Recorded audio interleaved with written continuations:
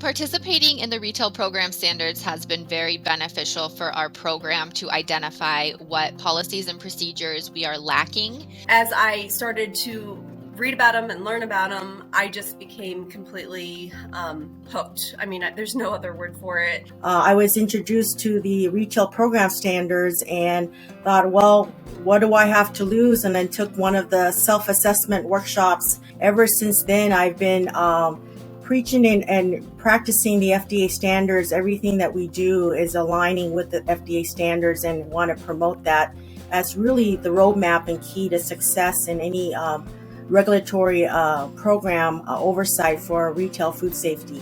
Some of the benefits our jurisdiction has experienced working in the program standards include consistency in our program policies and protocols.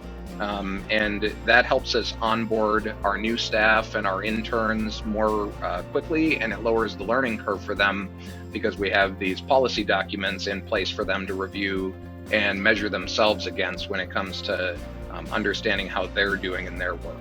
So this has been very important for our training program to make sure it's a uniform training program, that we get all the pieces through the program standards, all the training and the prerequisites that staff need before going in the field.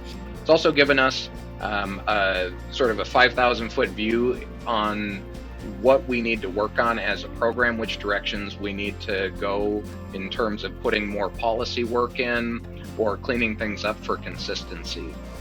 It's also improved our foodborne illness program to make sure we have all those little pieces of policies that we need before we would get out there or have an outbreak that we're not prepared for.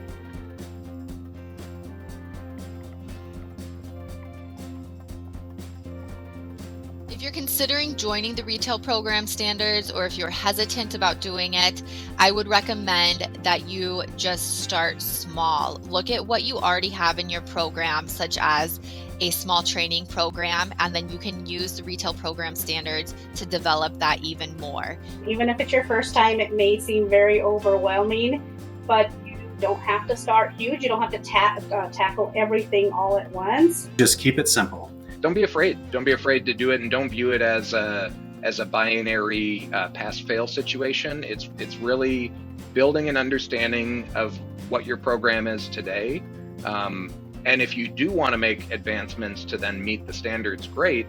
If you don't, at the very least, knowing where your program's at today gives you some information to work with. The most important thing to realize whenever you're enrolling in the program standards is realize the benefit of the program. The goal should be to not meet all of the standards at once.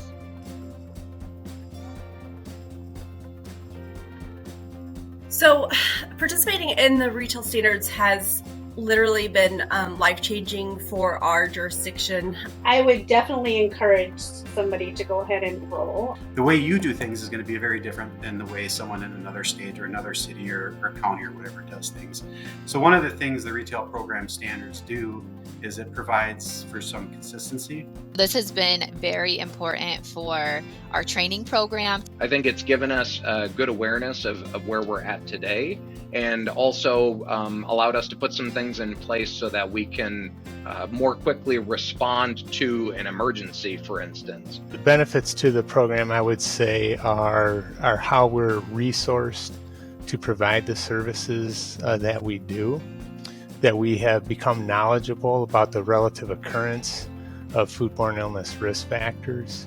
If anything, you're auditing yourself and your inspection program to make sure that everything is streamlined. The nice thing about these standards is they're not something that the FDA has come up with. This is something that over the years have been developed by your peers, by everyone at the state and local level, in conjunction with academia and industry and the FDA, have really come up with these as a set of best practices. If somebody asked me if they should enroll, I would say enroll right now.